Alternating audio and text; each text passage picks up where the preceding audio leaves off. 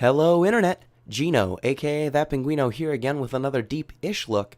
This time, I'm taking a look at Toy Story 2 for the PlayStation 1, and the reason why I'm looking at this game today is because I got hit with a nasty case of nostalgia a couple of days ago. Toy Story 2 is one of the very first games I ever played, and so I thought I would go back, play a little bit of it, and see if it holds up to modern design standards and design expectations. Unfortunately, it doesn't. However, there are a couple of design decisions that I still think hold up, even in a modern context, or they're at least inspired in their time. And I think that the overall design decisions for the core gameplay of Toy Story 2 really is emblematic of where 3D action adventure kind of platforming games were in the late 90s. So I think this game's still worth examining as kind of it's kind of a history lesson on where generic 3D action platformer design was around this time. So Toy Story 2 kind of falls in line with the collectathon platformers that are around his time. So thinking like Banjo-Kazooie, the core gameplay is going around collecting a whole bunch of different items that are strewn across the world. In Toy Story 2, the main collectibles are coins. Think like Mario, same sort of coins. You've also got Bo Peep sheep. You can collect little army men. You can collect wrenches for Slinky the dog. You can collect different pieces of Mr. Potato Head, which unlock items for you. There are batteries for health. There are life tokens. And then all of this collection is to get you Pizza Planet tokens, which are the main collectible. Think like a star in Mario or a Jiggy in Banjo-Kazooie. And so getting those tokens unlocks later levels. Because this game is a collectathon, that's actually a pretty good design decision if you're crunched on time and on money, like most licensed games are. For one thing, like collectathon gameplay is not violent. It's pretty generic and can be applied across multiple licenses. So just from a pragmatic standpoint, that makes sense. It also makes sense, again, pragmatically, because in a year or two of development, which most licensed games are lucky to get even that, you don't have a lot of time to flesh out a bunch of mechanics. You're lucky if you can really nail one or two. And so the design team behind this game really, I think they nailed the jumping and the timing of that. They did a pretty good job with some of the different maneuverability mechanics that they built into the game. The 3D camera is remarkably respectable considering you can't control it. And the camera kind of adjusts behind you, and it does a pretty good job of it. 3D cameras were definitely not nailed by this point in time.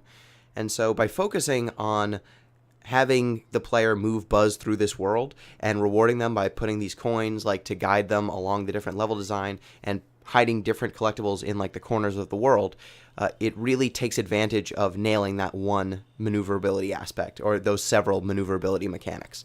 One thing that you do to get Pizza Planet tokens, for example, is you fight mini-bosses like this. They hide one mini-boss per level in kind of a hard-to-reach location, and when you beat it, you get a Pizza Planet token. So you have to maneuver around to find the boss, and then you have to use the combat abilities you have to beat them. There are 5 Pizza Planet tokens in every level. One of them's with a mini-boss. One is at the end of a pretty difficult platforming section or a little bit of puzzle solving.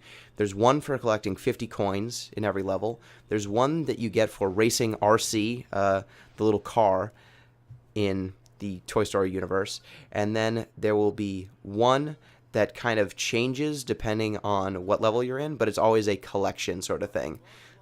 So Bo Peep sheep or army soldiers or wrenches for Slinky dog. All of those different collectible aspects really reward exploration, and they make these levels that are otherwise, they're not actually that big, but they feel a lot bigger because you're exploring them so much and so in depth. It really encourages you to actually go into the nooks and crannies and see what's going on. These levels really, even though coming back and looking at it through modern eyes, these levels still feel more expansive than they actually are if you look pulled back.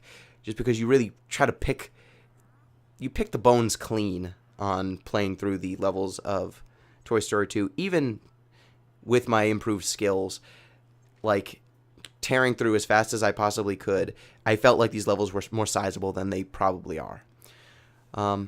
Another really cool thing about Toy Story 2 is the little bits of detail they did, like when you go into first-person perspective, you see Buzz Lightyear's face. I think they did a pretty decent job with the voiceover and with incorporating bits from the movie. I think those were smart design decisions. And considering they're constrained on what they can do and they've got this license, I think that those are smart inclusions. And also taking advantage of the CD-ROM at the time. That was actually pretty impressive that you could even show movies. Another cool thing, this was a little thing in the second level of the game that I thought was pretty smart. That is actually a shortcut. Climbing up this tree at the top of it's the mini-boss of this level, but you can actually drop a shortcut halfway up the tree that helps you get back up to the halfway point. I think if you've played Souls games, that's the sort of things they do all the time. Basically building in organic shortcuts into the level instead of warps or something like that. I thought that that was actually a pretty inspired piece of design. I didn't expect to see something like that, and there's an example of why it helps. The general platforming, I think, is pretty tight. That tree is terrible, though. Another, I think, pretty inspired piece of design, you have a butt stomp. You can stomp here to pump up a little rubber ducky, and once it is fully inflated, it will go into this pool, and then you can jump on top of it. There's a Pizza Planet token. So I was talking about kind of maneuvering and having a puzzle based around getting around and kind of exploring. There's the one for that level. I thought that knocking the duck down and then using it as a platform that raises up, I thought that was a nice little mechanic. There, stomping to just kind of use that as a warp. I thought that was pretty cool. Another thing, if you're familiar with the grind sections in Ratchet & Clank, here it is. Grind rails. Basically, there was a little grind rail section. I thought that was pretty inspired. I didn't expect to see something that later 3D action games ended up using. So this game definitely is not, it's not amazing. Like, you don't have to play Toy Story 2. But I think given the constraints, given all the difficulties that are around a licensed game, like building in bosses, building in all of these different levels, constructing everything so that it's fun to play for both, well, largely for children. I think this game teaches you a core set of mechanics. It exploits them pretty well. It justifies its length. You don't have to do the same thing over and over again.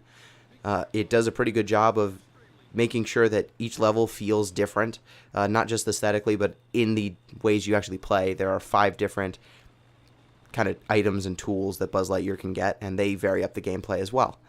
So I think Toy Story 2, it's not a great game, like I said, but I'm impressed.